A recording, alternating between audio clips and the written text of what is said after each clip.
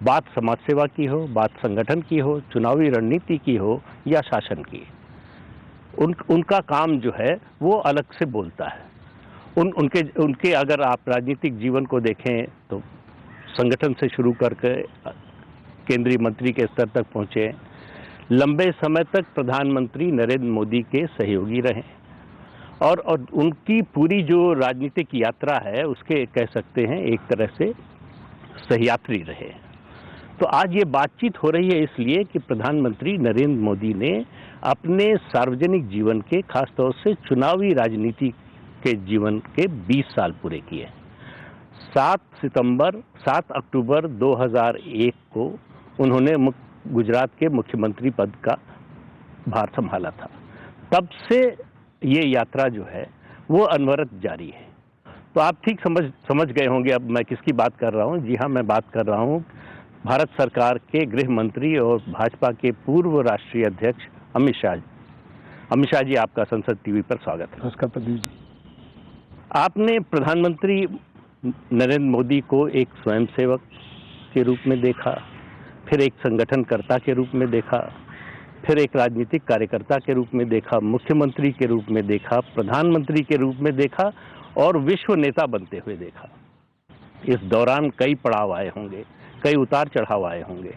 कौन सी ऐसी बात, कौन सा ऐसा मुद्दा, कौन सा ऐसा समय आया जो आपको लगा कि उनके लिए सबसे चुनौतीपूर्ण रहा? देखिए, मोदी जी के जीवन के कुल मिलाकर सार्वजनिक जीवन में आने के बाद 3 हिस्से किए जा सकते हैं। एक तो भारतीय जनता पार्टी में आने के बाद की मैं बात करता हूँ। जी। भारतीय जनता पार्टी में आने के बाद का उनका पहला कालखंड एक दृष्टि से बनाए तो वो संगठनात्मक काम का था। दूसरा कालखंड उनके मुख्यमंत्री के, उनके तत्वाधान में गुजरात में वो मुख्यमंत्री रहे और एक काम हुआ। और तीसरा राष्ट्रीय राजनीति में आकर वो प्रधानमंत्री बने। ये 3 हिस्सों में उनके सार्वजनिक जीवन को बांटा जा सकता है। ये तीनों बेहद चुनौतीपूर्ण अपने आप में रहे। जैसे जब उनको भारतीय जनता पार्टी में भेजा गया, वो आए, संगठन मंत्री बने। उस वक्त भारतीय जनता पार्टी की स्थिति खस्ता हाल थी। गुजरात कोई पहले से भारतीय जनता पार्टी के अनुकूल राज्य रहा नहीं था। हम सब युवा कार्यकर्ता थे, कोई भविष्य नजर नहीं आता था। जब भाजपा के लिए बात करते थे या ज्वाइन हुए थे, हमारे प्रोफेसर हमें डांटते थे, कहाँ गलत रास्ते पे चले गए हो। इस प्रकार की स्थिति थी। और देश में 2 सीटें आई थी। तब मोदी जी भारतीय जनता पार्टी गुजरात के संगठन मंत्री बने और 87 से उन्होंने संगठन को संभाला और संगठन के माध्यम से एक पक्ष की विश्वसनीयता कैसे जनमानस में बनाई जा सकती है उसका उत्कृष्ट उदाहरण करा। 87 में आने के बाद सबसे पहला चुनाव आया अहमदाबाद म्युनिसिपल कॉरपोरेशन का। पहली बार भारतीय जनता पार्टी अपने बूते पर कॉरपोरेशन में सत्ता में आई। उनके संगठन मंत्री बनने के महज 1 साल के अंदर। और उसके बाद में भारतीय जनता पार्टी की यात्रा शुरू हुई। 90 में हम हिस्सेदारी में सरकार में आए, 50-50% की हिस्सेदारी थी। 95 में पूर्ण बहुमत में आए और वहां से भारतीय जनता पार्टी आज तक पीछे मुड़कर नहीं देखा है। कल भी जो चुनाव हुए उसमें हम लगभग 95% स्वीप कर गए। तो सबसे बड़ा चैलेंजिंग काम उनका उस वक्त था कि गुजरात में भारतीय जनता पार्टी का कमल खिलाना। उस वक्त उन्होंने कठोर परिश्रम, बारीक आयोजन और इम्प्लीमेंटेशन के लिए एक दृढ़ता, ये तीनों के कारण उन्होंने भारतीय जनता पार्टी को खड़ा किया। और एक मैं अभी भी मानता हूँ मल्टी पार्टी डेमोक्रेटिक सिस्टम में बहुत सारी पार्टियां है और होनी भी चाहिए। सबने गुजरात के संगठन के मॉडल का स्टडी करने जैसा है जो मोदी जी ने उस वक्त बनाया था। और समय समय पर उसमें अनुकूल परिवर्तन भी होते गए, परंतु वो मॉडल की जो नींव थी, जनता के साथ सरोकार रखकर जनता की वेदनाओं को समझकर उसको वाचा देना ये राजनीतिक पार्टी का काम है। जब विपक्ष में होते हैं तो आंदोलन के माध्यम से उसको वाचा देते हैं और जब सत्ता में आते हैं तो सरकार की नीति और कार्यक्रमों के माध्यम से उसका रास्ता ढूंढना, उसको हल निकालना और वो वेदना को कम करना या तो निरस्त करना।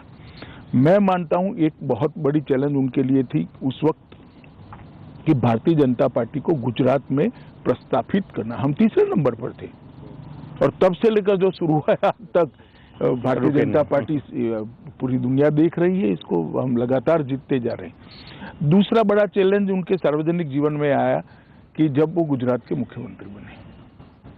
मैं जिस कॉन्स्टिट्यूंसी से आता हूँ वो कॉन्स्टिट्यूंसी भी हम हार गए थे, जो गुजरात का सबसे सेफेस्ट सीट माना जाता था, साबरमती असेंबली कॉन्स्टिट्यूंसी, वो हम हार चुके थे। अच्छा। बड़ा भूकंप आया था, सारे कॉरपोरेशन के चुनाव, जिला पंचायत के चुनाव, तहसील पंचायत के चुनाव कांग्रेस स्वीप कर गई थी। 70 के दशक के बाद पहली बार Bharatiya Janata party Rajkot municipal corporation में हारी थी, 70 के दशक के बाद, जनसंघ के समय से लेकर आज। और अहमदाबाद म्युनिसिपल कॉरपोरेशन हम 87 के बाद पहली बार हारे।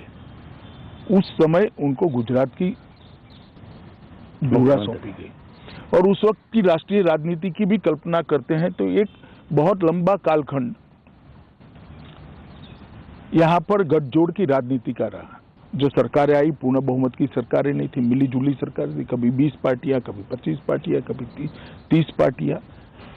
अटल जी के नेतृत्व में सरकार बनी, वो भी कोई पूर्ण बहुमत की एक पार्टी की सरकार नहीं थी। और इसका परिणाम वो ये हुआ था कि एक लचर स्थिति देश भर में बन गई थी और सब लोगों का भरोसा उठता जा रहा था। उस वक्त नरेंद्र भाई गुजरात के मुख्यमंत्री बने और गुजरात के मुख्यमंत्री बनने के बाद उन्होंने जिस प्रकार से तेजी से, हालांकि उनको प्रशासन का कोई अनुभव नहीं था, कभी सरपंच भी नहीं बने, आप विधायक तो इसीलिए लोगों को और आश्चर्य होता है, सरपंच भी नहीं बने थे, मगर फिर भी उन्होंने बहुत धैर्यपूर्ण तरीके से प्रशासन की बारीकियों को समझा, जो एक्सपर्ट से उनको प्रशासन के साथ जोड़ा, उनकी चीजों को लोक भोग्य बनाया, योजनाओं में तब्दील किया और योजनाओं को लोगों तक पहुंचाने का काम किया। और जो भूकंप एक जमाने में भाजपा के लिए एक धब्बा बन जाएगा ऐसा लगता था, वो भूकंप के काम की पूरे विश्व ने बुरी बुरी सराहना की। और आज आप भुज जाकर देख लीजिए, एक और लातूर का भी भूकंप था, एक और भुज का भी है, पूरा नवनिर्माण किया, पूरा भुज का नवनिर्माण हुआ। सिर्फ नवनिर्माण नहीं हुआ, भुज की विकास दर उसके बाद 37% ज्यादा बनी। और आज भुज के अंदर पानी भी है, इंडस्ट्री भी है, एजुकेशन भी है। पहले भुज का पोस्टिंग पनिशमेंट पोस्टिंग माना जाता है, प्राइम पोस्टिंग माना जाता है। इतना बड़ा परिवर्तन लाए और अपने मुख्यमंत्री काल में उन्होंने एक नया मॉडल बनाया कि विकास को कैसे सर्वस्पर्शीय, सर्वसमावेशक बनाया जा सकता है। और इसके लिए उन्होंने ढेर सारी योजनाएं लेकर आए। जैसे मैं 2-3 योजनाओं का ही जिक्र कर पाऊंगा समय मर्यादा देखते हुए। वन बंधु कल्याण योजना, सबसे निग्लेक्टेड गुजरात में आदिवासी थे। कांग्रेस ने उनका वोट बैंक के नाते तो उपयोग किया, परंतु कभी उस तक विकास नहीं पहुंचा था। उन्होंने सारी बिखरी हुई योजनाओं को जोड़ा और पहली बार गुजरात में उनका जो संविधान का दिया हुआ अधिकार था कि उनकी जनसंख्या के अनुपात में बजट में उसको हिस्सेदारी मिले, पहली बार नरेंद्र मोदी जी ने 2003 के बजट के अंदर उनको दिया। और वन बंधु कल्याण योजना ने पूरे गुजरात के ट्राइबल एरिया का विकास का रास्ता खोल दिया। और आज ट्राइबल एरिया में बड़े भरोसे से कह रहा हूं, कोई भी क्रिटिक से क्रिटिक एनालिसिस करने वाला व्यक्ति वहां पहुंच जाए, सूरत शहर और डांग के जिले के बीच में कोई अंतर वो नहीं ढूंढ पाएगा। इतना बड़ा परिवर्तन हुआ। इसी प्रकार राजनीतिक लाभ भी मिला, राजनीतिक लाभ दूसरी बात है जी, मगर लोगों का भरोसा लोकतंत्र के अंदर दृढ़ हुआ। सागर छोड़ के हमारे किनारे थे तो उसके लिए भी एक योजना लेकर आए, वो भी निग्लेक्टेड पड़े थे, जबकि सबसे ज्यादा खनिज संपदा वहीं थी, रेवेन्यू सबसे ज्यादा वहां से आती थी, बंदरों के कारण सबसे ज्यादा इंडस्ट्री वहां लगी थी। पूरे सागर छोर के किनारों को रोड से जोड़ दिया और इसके वहां पर हर तहसील की एक डेवलपमेंट प्लानिंग बनाई गई और सागर खेडू विकास योजना वहां उन्होंने शुरू की। आज वो एरिया पूरा गुजरात की इंडस्ट्रियल डेवलपमेंट का बैकबोन बना हुआ है। और तीसरा, हमारे यहाँ देश भर में था उस जी, वक्त। जी। सबसे बड़ा प्रॉब्लम ड्रॉप आउट का था, enrolment and drop out education. Education की, प्राइमरी एजुकेशन की मैं बात कर रहा हूँ। तो गुजरात जैसे राज्य में बहुत बड़ी समस्या थी। उन्होंने खुद कड़ी धूप के अंदर पटवारी से लेकर मुख्यमंत्री तक सब लोगों ने 5 दिन शुद्ध रूप से 5 दिन में 25 स्कूलों में जाना है और महोत्सव के रूप में बच्चों के एनरोलमेंट का कार्यक्रम शुरू कराया और हमारे एनरोलमेंट को 100% तक पहुंचाया। और उसके बाद वहां अभिभावकों की कमेटी तो बनवाई। ये स्केल और स्पीड का जो है उनका कॉन्सेप्ट वहीं से आया वो शुरू से है, जी। वो शुरू से है, संगठन में भी था, सरकार में भी था, गुजरात के मुख्यमंत्री थे तब भी था। और उन्होंने अभिभावकों की कमेटी बनाई, विशेषकर माताओं की कमेटी बनाई। कोई भी बच्चा स्कूल नहीं आता है तो इसकी चिंता होती थी, मास्टरों की जिम्मेदारी तय कर दी। और ये सारी चीजों के बाद प्राइमरी एजुकेशन में गुणवत्ता बढ़ाने के लिए भी गुणोत्सव कर एक कार्यक्रम लिया और इसके कारण परिणाम ये आया, एनरोलमेंट 67% था, वो 100% पहुंचा। ड्रॉप आउट रेशियो 37% था, वो पॉइंट समथिंग पहुंच गया, 1% से नीचे चला गया।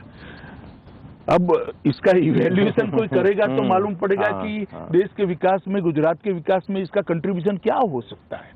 एक अनपढ़ आदमी देश पर कितना बड़ा बोझ बनता है, ना जो अपने संविधान के दिए हुए अधिकारों को जानता है, ना संविधान ने हमसे जो अपेक्षा करी है वो दायित्व को जानता है, वो कैसे एक अच्छा नागरिक बन सकता है। इसके अंदर आमूलचूर परिवर्तन है। इसी प्रकार से शहरी विकास, ग्रामीण विकास, औद्योगिक नीति, वाइब्रेंट गुजरात का उन्होंने एक बहुत बड़ा एक्सपेरिमेंट करा। खावड़ा तक पानी भी उनके समय में ही पहुंचा। नर्मदा योजना को अंजाम तक पहुंचाने का काम किया। सौनी योजना लाकर गुजरात के अंदर लगभग टैंकर राज को समाप्त कर दिया। गुजरात ऐसा एक क्षेत्र था जहाँ टैंकरों की इंडस्ट्री चलती थी क्योंकि गांव में पानी नहीं होता था। आज फ्लो से पानी हर गांव में जाता है, पीने की पानी की कहीं किल्लत नहीं है। और दृढ़ता पूर्वक, कठोरता से नीति बनाकर जो काम किया, इसका परिणाम ये है कि गुजरात के कई जिले आज काली यादी से बाहर आ चुके हैं। 100 फुट भूगर्भ जल का लेवल ऊपर आया है। पूरे भारत में एक ही ऐसा क्षेत्र है जहाँ भूगर्भ जल में बढ़ोतरी हुई। तालाबों को बहुत डीप करने का काम किया गया, छोटे छोटे चेक डैम बनाए गए, नर्मदा का जो बाढ़ का पानी था उसको तालाबों में डाइवर्ट कर। इस प्रकार से एक दूसरी चैलेंज को उसने इतने अच्छे तरीके से लिया कि देश भर के अंदर जो मिली जुली सरकारों का एक युग था, वो युग में एक छवि बनी थी कि ये मल्टी पार्टी डेमोक्रेटिक सिस्टम शायद फेल तो नहीं कर जाएगी। गुजरात के नरेंद्र भाई के सफल मुख्यमंत्री काल के दौरान न केवल गुजरात, देश भर में एक आशा का किरण जागृत हुआ कि मल्टी पार्टी डेमोक्रेटिक सिस्टम में कोई दोष नहीं है, ये सफल हो सकती है, ये डिलीवर कर सकती है, अंतिम व्यक्ति तक जा सकती है। और वेलफेयर स्टेट की जो कल्पना, कल्याण राज्य की कल्पना, मैं पश्चिम की कल्पना की बात नहीं करता, अपने संविधान निर्माताओं ने जो कल्पना करी थी वो साकार हो सकती है। तो ये दूसरी चैलेंज थी। और तीसरी चैलेंज जब वो भारत के प्रधानमंत्री बने तब आए। आप जानते ही हो, मैं डॉक्टर मनमोहन सिंह जी की सरकार के लिए कोई टिप्पणी करना नहीं चाहता, ये कोई राजनीतिक मौका भी नहीं है, परंतु हर क्षेत्र के अंदर देश नीचे नीचे नीचे जा रहा। 12 लाख करोड़ के घपले, घोटाले, भ्रष्टाचार सरफेस पर आ चुके थे। सार्वजनिक जीवन पर श्रद्धा पाताल के अंदर पहुंच गई थी। दुनिया भर में देश का कोई सम्मान नहीं था। हमारी आंतरिक और बाहरी सुरक्षा बिल्कुल लचर हो पड़ी थी। पॉलिसी पैरालिसिस हो चुका था। नीतिगत फैसले महीनों तक सरकार की आंतरिक उलझनों में उलझते रहते थे। एक मंत्री महोदय ऐसे थे पूरे 5 साल कैबिनेट में ही नहीं आए। कई सारी ऐसी चीजें थी जो सवाल करती थी कि कैसे चल सकता है। ऐसे माहौल में मोदी जी ने देश के प्रधानमंत्री का चैलेंज उनके सर पर आया और आज हम देख सकते हैं कि 7 साल के अंदर सारी व्यवस्थाएं अपनी अपनी जगह सही। हाँ, समस्याएं आती है, आएगी भी, भविष्य में भी आएगी, मगर समस्या को एड्रेस किया जाता है, तत्काल एड्रेस किया जाता है, उसका समाधान निकालने का प्रयास किया और संवेदनशीलता के साथ उसको आगे बढ़ाया जाता है। और इसके कारण एक दृढ़ राजनीतिक इच्छा शक्ति के कारण देश की सुरक्षा व्यवस्था भी चौक चौबंद हुई। कभी कोई कल्पना नहीं कर सकता था कि भारत एयर स्ट्राइक करेगा या सर्जिकल स्ट्राइक करेगा। ये तो अमेरिका के लिए रिजर्व बातचीत हाँ थी, कि वही कर सकते हैं। वो ही कर सकते हैं। आज इसके कारण भारत के युवा का हौसला हुआ है, हम भी कर सकते हैं। कभी ये नहीं हो सकता था कि कोई प्रधानमंत्री कहेगा कि $5 ट्रिलियन की इकोनॉमी बनने का साहस भारत में है और हम पहुंच सकते हैं। ढेर सारे स्टार्टअप आए, लोग लगे, मुझे विश्वास है $5 ट्रिलियन की इकोनॉमी मोदी जी के नेतृत्व में बन ही जाएगी। और 11 नंबर की अर्थव्यवस्था से 5वें नंबर की अर्थव्यवस्था, 6ठे नंबर की अर्थव्यवस्था हम बन चुके हैं। हाँ। बहुत बड़ा जंप आया है, ढेर सारे सुधार हुए हैं, रिफॉर्म्स हुए हैं, ईज ऑफ डूइंग बिजनेस में भी हमने परिवर्तन। तो मोदी जी के जीवन में जो 3 बड़े बड़े आप स्टेज, तीनों स्टेज चुनौतीपूर्ण थे और उन्होंने बड़े धैर्य से, मक्कमता से और दृढ़ राजनीतिक इच्छा शक्ति के साथ तीनों चैलेंजों को सफलतापूर्वक पार करा है। मैं मानता हूं उनकी लीडरशिप की ये बहुत बड़ी क्वालिटी है। आपने अभी बात में जिक्र किया कि एक समय लगने लगा था कि मल्टी पार्टी डेमोक्रेसी फेल हो जाएगी। राजनीति में, सार्वजनिक जीवन में परसेप्शन का बहुत महत्व होता है। मीडिया और बुद्धिजीवियों का एक वर्ग है देश में जिसका मानना है कि मोदी जी अधिनायकवादी हैं, डिक्टेटरशिप में यकीन करते हैं, किसी से सलाह मशविरा नहीं करते, अपनी चलाते हैं। तो आपको लगता है कि आप लंबे समय से उनसे जुड़े हुए हैं, आपका अनुभव इस पर क्या कहता है? मैं अपने आप को सौभाग्यशाली मानता हूं कि मुझे संगठन और सरकार दोनों में मोदी जी के साथ काम करने का मौका है। पहले गुजरात के संगठन में, फिर गुजरात सरकार में, और यहाँ मैं राष्ट्रीय अध्यक्ष था, तब मोदी जी प्रधानमंत्री थे और अब उनकी सरकार का मैं मंत्री हूँ। मैंने मोदी जी को नजदीक से काम करते हुए देखा है। ये सारे लोग जो आरोप लगा रहे हैं, बिल्कुल बेबुनियाद आरोप है। मैंने मोदी जी जैसा श्रोता देखा ही नहीं। किसी भी समस्या के लिए बैठक हो, कम से कम मोदी जी बोलते हैं, बहुत सब लोगों को धैर्यपूर्वक सुनते हैं और फिर उचित निर्णय लेते हैं। और कई बार तो हमें भी लगता है क्या भाई इतना सोच विचार हो रहा है।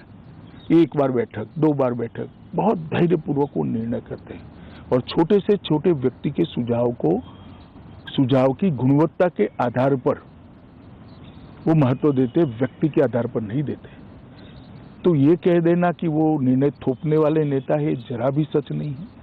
और जो लोगों ने उनके साथ काम किया है, काम करने वालों में भी क्रिटिक होते हैं, वो भी इतना तो जरूर कहेंगे कि इतनी डेमोक्रेटिक तरीके से कैबिनेट कभी नहीं चलती होगी, इतनी डेमोक्रेटिक तरीके से मोदी जी के प्रधानमंत्री ना थे। और मैंने उनके जैसा श्रोता, लिसनर देखा नहीं। फिर ये परसेप्शन क्यों बना? जानबूझकर बनाया गया या कुछ घटनाओं की वजह से बना? जानबूझकर ही बनाया जाता है और वो डिसिप्लिन के आग्रही है।